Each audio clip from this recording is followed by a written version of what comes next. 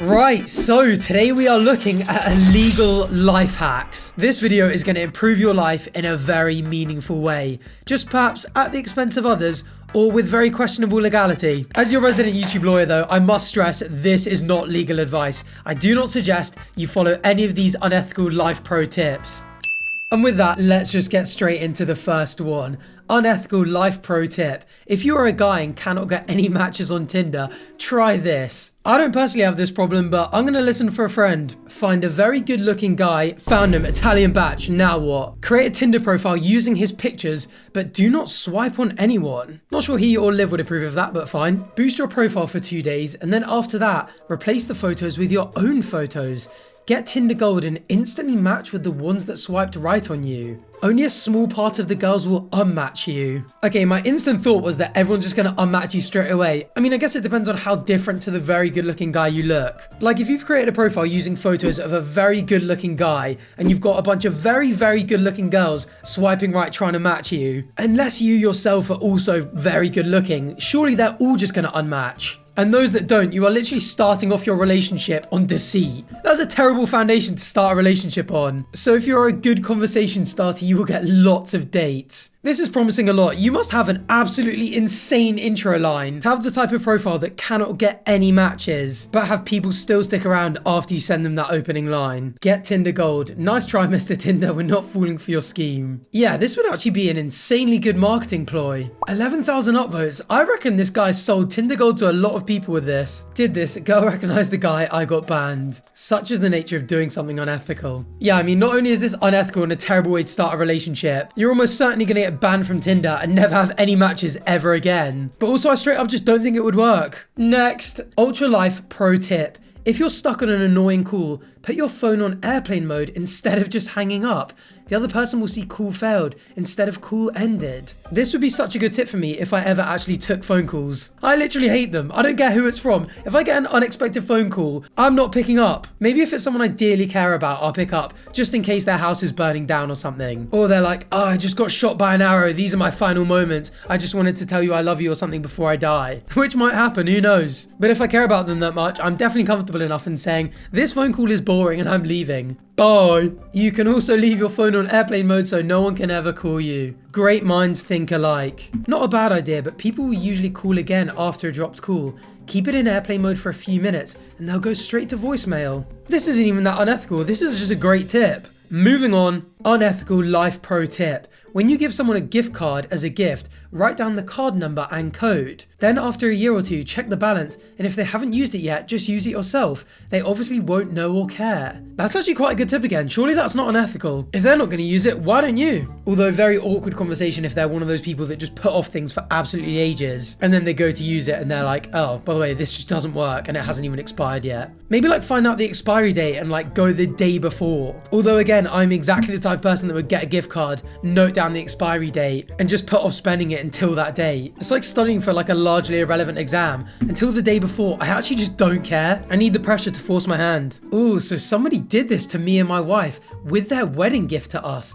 Took about a year for us to get around to using the gift card, and when we finally tried to use it, there weren't enough funds on it. I mean, with a wedding gift, I feel like you should give them a very long time. Getting married is such a big change in your life. Maybe they go on a honeymoon, maybe they move house or move in somewhere. They've probably been given loads of items and loads of gift cards. Spending it within a year is crazy. Anyway, we called the gift card hotline and they confirmed it had been spent in the store already at a location near to where the gifter lived in another state. Wife decided to call this woman out on it. Definitely awkward, and I don't think they speak anymore. Right, so for everyone asking what the woman said, she said she mixed up her cards. Like people just have a bunch of Bloomingdale's gift card numbers that they're juggling. I mean, I feel like this situation was managed badly, probably from both parties. Like the woman who mixed up her cards surely just turns around and goes, oh, my apologies, massively inconvenient for you. Here you go, like I'll pay for it, or here's another gift card, and then everything's just fine. And from the wife's side, like waiting a year to spend it and then finding out it's gone, that alone surely isn't grounds to not speak to someone anymore. Especially if they were at your wedding, like they're surely a close friend or relative. I fear that conversation probably got very out of hand. Next tip. If the person sitting in front of you on a flight reclines their seat all the way back and leaves you with no room, turn on the aircon above you to full blast and point it at the top of their head. If they're sensitive to it, especially if they're bald, they'll straighten up their seat.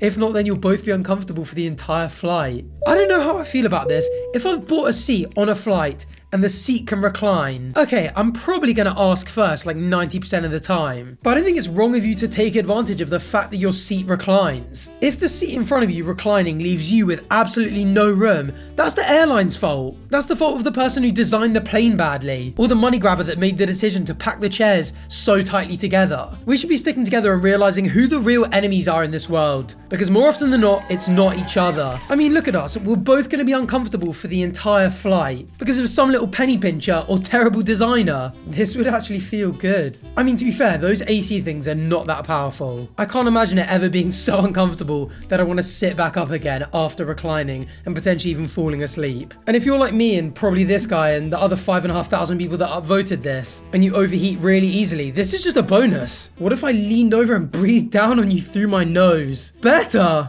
Alright, I no longer relate to anyone in this comment section. Next tip. Your food business is not getting enough customers? Make a fake hot Tinder profile and tell your dates to meet you at your restaurant. Pretend to be late and tell them to order something expensive for you. Then, after you serve them, call off the date because your boyfriend/girlfriend found out or something. This is so funny. I've spoken about this exact thing on my Weirdos of Tinder series. I mean, I feel like a lot of people should smell a rat if you're matching with like a ridiculously hot Tinder profile and you're like, oh, this random person who's way out of my league who I would never normally match with is really insistent that I go to this one restaurant and order something. But then again, I've watched 90 Day Fiancé and MTV's Catfished. There are plenty of people out there capable of falling for this kind of bait. Oh, we got an alternative here. Or have them order something that's really cheap to make and then don't charge them for it when their date doesn't show up. Since the person will be in a vulnerable state, this is quite suspicious, they'll be more likely to form a personal bond with your restaurant in an attempt to compensate for their rejection. The kindness of your deed, fake kindness, will look amazing when juxtaposed with their humiliation. This will increase the chances that the customer will return and maybe even become a usual. This is sick. This is straight up manipulation. You've actually got to be a special kind of person to be able to think of something like this. To be like, oh, actually, let's not monetarily gain from it straight away. Let's make them super vulnerable and suck things out of them for the long term. Hey, I did not mean to word it like that. Or alternatively, they will associate your restaurant with a bad memory of being stood up and will never come back. This sounds like a Nathan for You scheme. That's so true. All right, next, unethical life pro tip. Make your edibles in the shape of dog treats and take them anywhere you want. If a drug dog finds them, his handler will just think he's being a silly boy. Surely the drug dogs are more intelligent than that, right? Like, they must smell food on people all the time, but if they smell the specific drug, they'll do like the pointing thing or sit down and like, you know, they sit down and just put their paw on them. Or like when you have two dogs and you're like, which one of you tore up the sofa? And one of them's just sat there and the other one's like, and the dog that's looking at you is just like, yeah, this guy. Surely whatever it is, the sign goes off and the dog handler's like, all right, I'm going to need to check these. So that's why Shaggy and Scooby love Scooby Snacks so much. They definitely were just high out their balls. They definitely were just high all the time, weren't they? Explains the paranoia. The way you capitalize this makes it seem like something ultra scary. Better tip. I love how the comments come in and like refine the tips. And they never make them like less unethical or more legal. They just make them more advantageous and more efficient to the person reading them. Well, let's see what this person's saying. Make your edibles into less obvious foods like cornbread or trail mix, and put them in a bag of other foods including beef jerky or another meat. Nobody is going to test something unless you're super sketchy or made something oblivious like brownies. Has worked for me in dog stops before. Fool the handler, not the dog. I mean, to be fair, how often are people taking edibles places where there are going to be drug dogs and handlers searching them? You can tell I make videos in my bedroom, can't you? I need to experience the world more, evidently. People who live a wilder life than me, let me know in the comment section down below. As in, let me know when you'd use this, not, my life is way more fun than yours, you big loser. Alright, moving on. As a parent of a baby, smell their diaper. If you don't smell poop, say, whoa, somebody has a poopy diaper. Why the fuck am I reading this one? As far as I'm aware, I'm not a parent, and I don't plan on becoming one anytime soon. Maybe someday though, so I'll keep on reading. Then take them to the other room and pretend to change them. Then the next time they poop, tell your spouse it's your turn. I changed them last time. Using an unethical life pro tip to give your spouse a greater share of the burden of looking after your newborn baby. That is just seriously unethical. I feel like a tip that improves your life at the expense of a dumb stranger is one thing, but using it on your life partner in this type of situation is diabolical. This is just straight up evil. I think this is only valid for like brand new mothers who have gone through the massive effort of giving birth to this child. In which case, you can probably skip a diaper change or two and still be in credit. Alright, next up, unethical life pro tip. If you glue a dead wasp to the palm of your hand, you can hit your boss on the back of the head as hard as you like and act like you saved him. Right, so you just walk up to them and just go whoosh, and then just hold up the wasp that's on your hand like, look, see, I saved you. I still feel like in that situation, your boss would be like, did you have to slap me across the back of the head for that? Could you not have warned me or tried shooing it away or something? Oh my God, the top comment is by a deleted user and the comment was deleted.